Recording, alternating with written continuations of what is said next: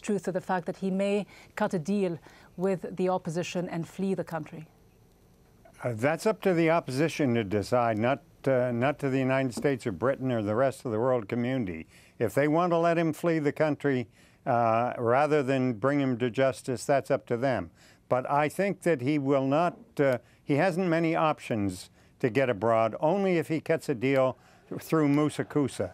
And that's the last possible thing that the Libyan people, the Libyan Democrats, want to happen. So I think that there are a great many things that we can be doing short of a no-fly zone. While the debate is going on over the no-fly zone, we should certainly recognize the regime that has been established in Benghazi. We should send a high-level emissary to Benghazi to meet with those people, to establish the kinds of communications that are required to establish sharing of intelligence that we are collecting on Gaddafi's troop movements. They should be shared with the Libyan people. We should arrange to disrupt the command and control system of the Gaddafi command.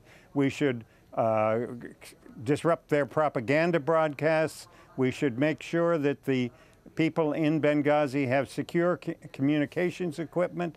We should take measures to restore the internet and cell phone, all of which can be done. All of that can be done from well offshore and without having boots on the ground or even planes in the sky. That is going to be a long debate in this country as to whether that's the appropriate and necessary course to pursue. But we've got a great deal more in terms of humanitarian aid that we can send in by a ship now to Benghazi, and this should be pursued first in my judgment. And I think a very critical component is that Musa Kusa, who is conspicuously absent from the no travel restrictions and from the asset freeze, should be quickly added to that so that it becomes clear to the Gaddafi forces and to his opponents that the United States and Britain are not trying to cut a deal, another lousy deal with Musa Kusa. Ibrahim Jibril, we know that the Gulf countries have supported the idea of a no-fly zone. The Arab League will be meeting in a session on Saturday. We know that NATO members, defense ministers, will be also meeting and weighing this option over the next couple of days. How important is it for Arab Muslim countries to put some cover on this, to take the lead, to not give the appearance that this is Western-led? I honestly don't think it makes any difference. At the end of the day, it isn't going to be the Arab countries that will impose it, even though they may participate in it. Secondly, this is also coming very late in the game. We need to move fast, and I cannot overemphasize that. And as Mr. Schuller indicated, there are a lot of things that can be done and are not being done on the ground today. So this is not either no-fly zone or nothing. There are a lot of things, a lot of steps, a lot of measures that can take place and can be done today. They don't all involve military action, and they need to be done now. The Arabs have had now 3 weeks to chew on this, to contemplate it, and to do something. Thus far, up until this point, the only thing that has come out of the Arab League is a suspension of the membership of Libya in that. Even that is to be discussed in May when they meet. So thus far, it's been no action and a lot of talk. And if they take the lead on the no-fly zone, meaning pushing it through the Security Council and getting it done fast, then that would be very good. Otherwise, it is not going to make a bit of a difference. Obviously, there are some on the Security Council, Russia, perhaps China as well, who have serious reservations about the notion of foreign military intervention. Henry Schuller, there were in the last few hours sustained air bombardments of oil installations. In the last few days, there were also sustained aerial bombardments of what appeared to be rebel-held military depots.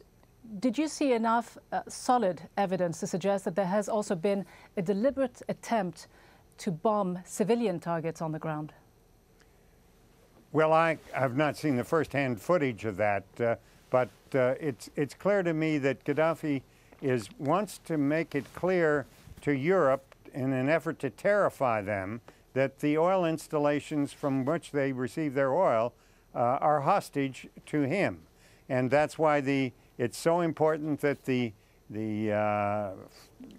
insurgents have been able to keep control of them in most of the time in recent days. But the largest export of Libyan oil comes from the Sarir field, which is way over near Tobruk and comes out through the Tobruk terminal, and there's no air attack that far away from Tripoli.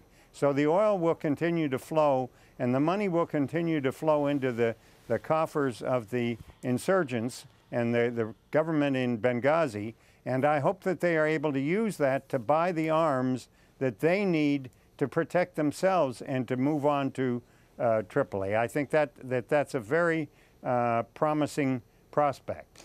Mansour Al-Kihya, what do you see as the most potent at this stage and possible scenarios for Muammar Gaddafi? Is he weighing his options? Does he feel this is the end for him and time to make a deal with whomever he can and try to save his skin and that of those around him?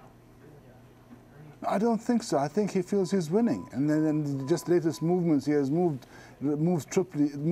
forces away from Misrata to fortify those in Sirt, feeling confident that he has gotten Misrata under control, that he can actually defeat the insurgents in Ras Lanuf and Bin Jawad. But he actually believes that he's going to win this. He doesn't realize that even if he wins, he loses. He's not going to win. Libyans will not have him anymore, and they will get rid of him. You know, you will not see, the odd thing that here we're talking three of us, you're not seeing too much difference in our own perception of things. We seem to agree on one thing about what to be taken against Gaddafi.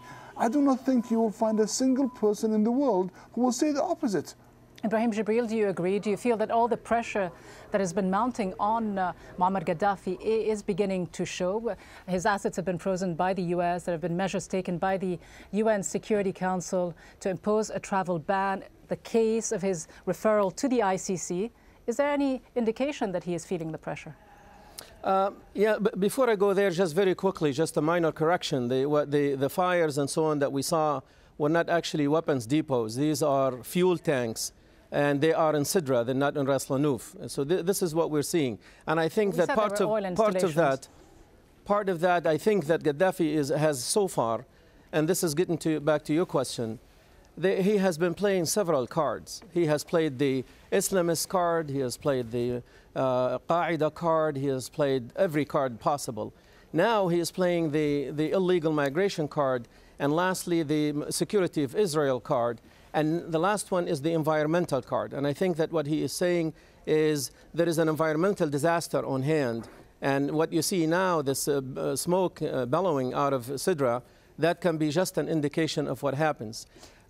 As to the pressure issue that you asked about, I think he is under extreme pressures. And I think that you see the desperation in his voice and his words and in his actions. The fact that he is resorting now in an Arab world, in a Muslim world, to say that the security of Israel depends on my remaining in my position. This is as low as it gets in this region.